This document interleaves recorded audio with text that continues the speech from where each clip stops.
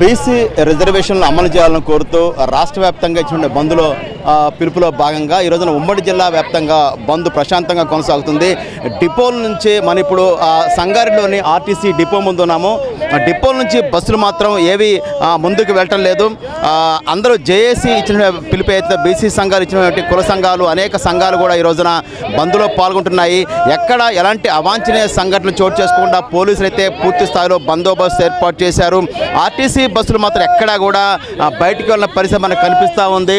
ఎవరైతే ప్రయాణికులందరూ కూడా బస్ స్టాండ్లోకి వచ్చేసి తిరిగిపోయే పరిస్థితి మనకు కనిపిస్తూ ఉంది.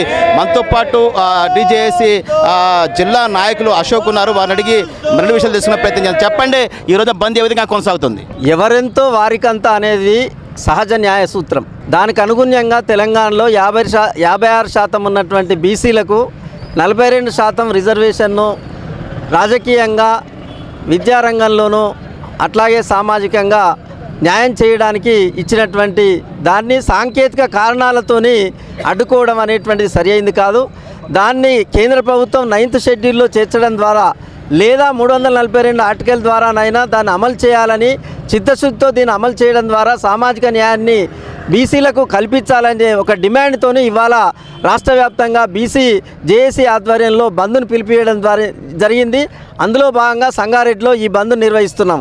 కనుక కేంద్ర ప్రభుత్వం వెంటనే 9th షెడ్యూల్లో చేర్చడం ద్వారా బీసీలకు న్యాయం చేయాలని డిమాండ్ చేస్తూ ఉన్నాం. వెనుగారు చెప్పండి, యువజన సంఘాలుగా మీరు కూడా ఈ బంద్లో పాల్గొంటున్నారు. బంద్ ఏ విధంగా కొనసాగుతుంది? బంద్ పూర్తిగా విజయవంతమైతే నాకు తెలిసి తెలంగాణ చరిత్ర లోపల తెలంగాణ ఉద్యమానికి ఏ రకంగా అందరూ సకల జనులు ఎట్లా సహకారం చేసిందో ఈ 56.33% ఉన్నటువంటి బీసీలు అందరూ కూడా ముక్త కంఠంతో రోడ్ల మీదకి, ఇక్కడ చూడండి మహిళా మనులు, గృహిణులు వాళ్ళందరూ కూడా అన్ని వదిలేసుకొని ఇక్కడ యువత, పెద్దలు, ఉద్యోగస్తులు అందరూ కూడా స్వచ్ఛందంగా సంగారెడ్డి చరిత్రలో ప్రథమంగా ఒక బస్సు టైర్ కూడా ముంగడుకోకుండా చేసినటువంటి చరిత్ర మన సంగారెడ్డినటువంటి బీసీలకు ఉందన్నటువంటి విషయాన్ని కూడా తెలియజేసుకుంటాం. ఇక్కడ కూడా మేము ఒకటే కోరుతున్నాం ఏంటంటే, మాకు అణచివేత గురైనటువంటి బీసీలను అందలం ఎక్కించేటువంటి సమయం లోపల నోటికాడికి వచ్చిన బుక్కను గుంజుకునేటువంటి ప్రయత్నం చేస్తున్నాం. ఇప్పటివరకు బీసీలు అంటే సహనము, మంచితనం ఓపికన్నది. ఇక సహనము, మంచితనం ఉండదు. ఖచ్చితంగా సమరం పేరు ఉంటుంది. యుద్ధం మ్రోగిస్తాం. ఎవరు వచ్చినా ఎన్ని కేసులు పెట్టుకున్నా దేన్ని కూడా వెనుకడు చేసేటువంటి ప్రసక్తి లేదు. మాకు రావాల్సినటువంటి బాజాప్తే రాజ్యాంగం కల్పించినటువంటి హక్కు ప్రకారం అడుగుతున్నాం. ఆర్టికల్ 342 A3 ప్రకారము మాకు రావాల్సినటువంటి ఎంత మాకంత అనేటువంటి దాని మీద 42% ఇస్తే కొందరు ఓర్వజాలను ఈరోజు బీసీలను గతంలో చేసినట్టు బీసీల గ్రౌండ్ బిస్కెట్లు, క్రాస్ బిస్కెట్లు, క్రీమ్ బిస్కెట్లు ఇస్తే చల్లబడతారనేటువంటి దాని మీద గతంలో చేసిన బేటా ఇప్పుడు ఎవ్వాలైనా సరే బీసీలకు అన్యాయం చేస్తే చూస్తూ ఊకునేటువంటి పరిస్థితి లేదు. మీ భరతం భారతం ఎవడైనా సరే, ఎంత పెద్ద అధికారైనా సరే, ఏ రకంగా ఉన్నా సరే ఇప్పటివరకు ఓపిక పడ్డాం, సహనం చేసినా కానీ బీసీలు తరతరాలుగా అణచివేత గురైనటువంటి దాని మీద ముంగడుకోటువంటి ప్రయత్నం చేసిన దానికి అంటే బంద్ మొత్తం కూడా సక్సెస్ఫుల్గా నడుస్తుంది. కుల సంఘాలతో పాటు అనేక బీసీ సంఘాలు కూడా ఈ బంద్లో పాల్గొంటున్నాయి. మనతో పాటు ఇక నాగరాజ్ గౌర్ గారు ఉన్నారు. చెప్పండి, ఈ అనేక కుల సంఘాలతో పాటు మీ సంఘం కూడా పాల్గొంటుంది. ఎలా ఉంది బంద్? బీసీ బంద్ ఈరోజు సంగారెడ్డి పట్టణంలో చాలా విజయవంతంగా జరుగుతున్నది.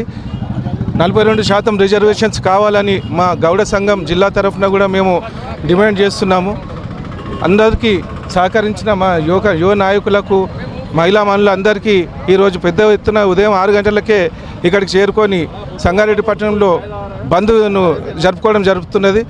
కావున మా డిమాండ్ ఏంటంటే, ఖచ్చితంగా మాకు బీసీలకు 42% రిజర్వేషన్స్ కల్పించాలని మేము కేంద్ర ప్రభుత్వాన్ని ఒత్తిడి చేస్తున్నాం.